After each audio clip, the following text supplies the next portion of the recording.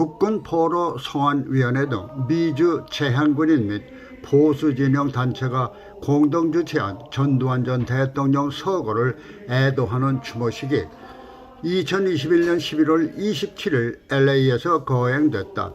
엔키아 탈북자 선교회 대표 김영구 목사 사회로 진행된 이날 추모식은 100여 명의 추모객이 참석한 가운데 국군포로송환위원회 정용봉 회장은 변흥진 미주 원로 언론인이 대독한 추모사에서 박정희 대통령이 이룩한 경제 발전을 본받아 물가 안정과 부동산을 안정시키는 정책은 어느 정권도 따를 수 없는 것이었으며 연좌제를 폐지하고 야간 통행 금지를 철폐하면서 여행 자유화를 이룩하는 등 사회 민주화에 기여했다고 밝혔다. 이밖에 오늘의 영종도 세계적 신공항을 비롯해서 아시안 게임과 88 올림픽 유치를 통해서 국위 선양을 이룩했다고 강조했다.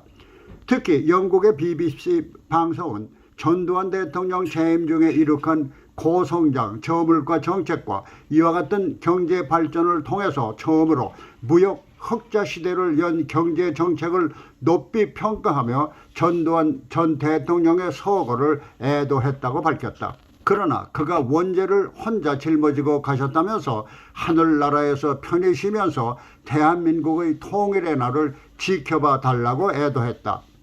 미주 박정희 대통령 기념사업회 이재권 회장은 전두환 대통령 재임 시절 이룩한 경제 발전은 누구도 부정할 수 없는 공적이라고 강조하고 종북 좌파 세력들과 광주 주민들로부터 치욕적인 수모와 욕설 그리고 미움을 받으며 국방부 과거사 진상조사위원회 및 5.18 국회 청문회에서의 철저한 조사에서조차 발포 명령을 한 사실을 밝혀내지 못한 가운데 서거했음에도 불구하고 좌파 세력들은 저들이 행해온 치졸하고 악랄한 행위를 옹호하고 정당화하기 위해 5.18 특별법이라는 역사 왜곡 방지법까지 제정한 5.18에 전두환 전 대통령을 가둬두고 유명을 달리한 후까지 모욕을 주고 있다고 개탄했다.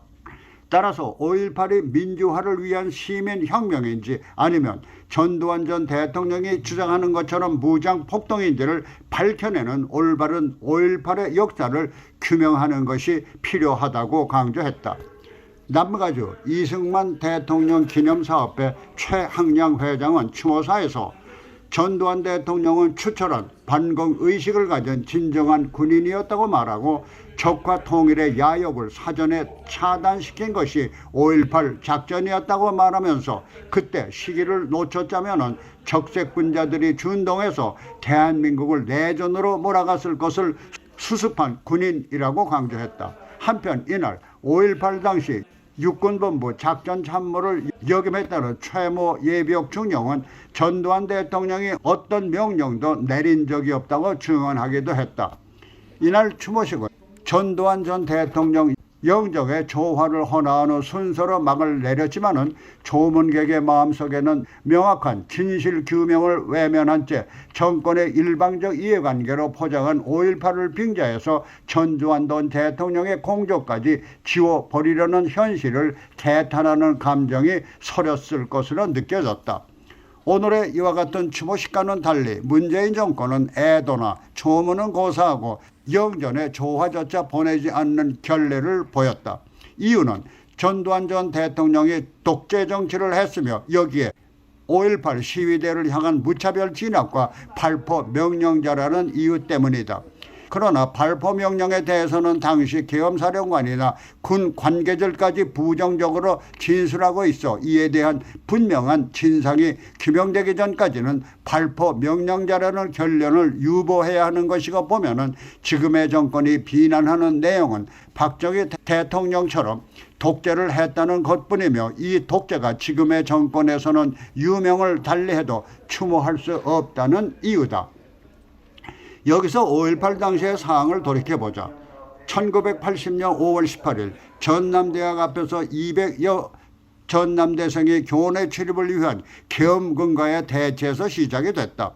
당시 계엄군은 포고력에 의해 출입을 금하자 학생들은 가방에 미리 준비한 돌로 계엄군을 향해 투석을 시작하자 계엄군은 몽댕이로 강력 저지에 나섰지만은 총격은 없었던 것으로 알려졌다. 그러나 계엄군으로서는 미리 준비한 돌로 투석을 한 데 대해 위협을 느낄 수도 있었을 것이다. 문제는 며칠 후 시위대가 무기고를 털고 트럭과 장갑차를 앞세운 채 무장을 하고 계엄군과 대치했다는 점이다.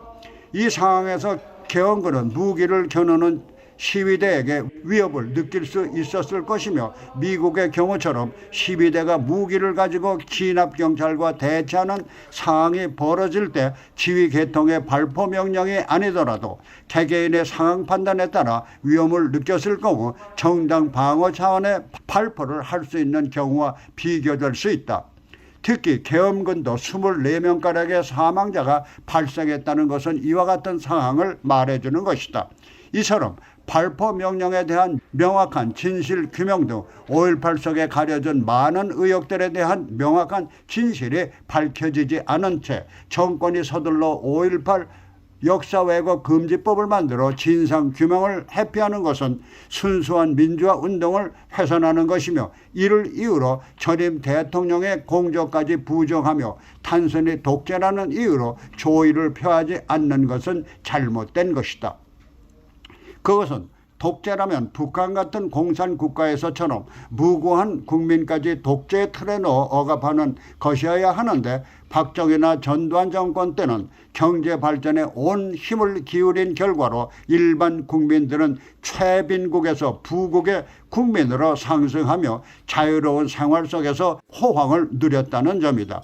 다만 국가경제 발전에 목리를 부리는 지금의 민주화 세력들을 경제 발전의 장애물로 보고 억압을 한 것을 이들 특유의 억설로 독재 정권이라고 매도할 수도 있겠지만은, 자신들 때문에 민주화가 이룩됐다는 지금의 자칭 민주화 정권의 통치 행태를 보면 과연 이들이 박정희나 전두환을 단순한 독재자로 몰아 애도는커녕 조문조차 하지 않고 국가 유공자 묘소에 자신들만이 들어가야 한다고 우기며 이것의 안장조차 거부하는 처사가 옳은 것인지 생각해볼 일이다.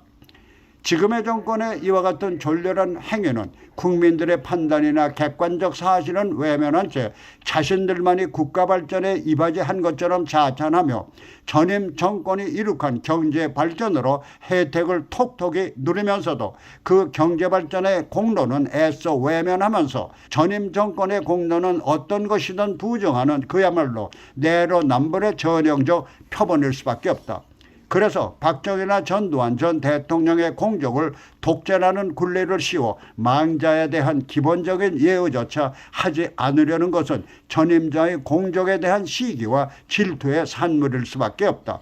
그래서 국가의 과거와 현재 그리고 미래를 관망할 줄 아는 국민들은 전두환 전 대통령을 애도하고 진심 어린 추모를 하는 것은 국가적인 예의로 당연한 것으로 보는 것이다. 문재인 정권이 외면하고 있는 전두환 전 대통령의 추모를 미주 한인사회 일각에서 거행하는 것은 어쩌면 분명시하는 과거보다는 분명한 공적에 대한 경의를 표하는 것이며, 더 나아가서는 5.18 속에 숨겨진 진실들을 분명하게 규명해야 한다는 간접적인 요구가 담길 수도 있다는 것이다.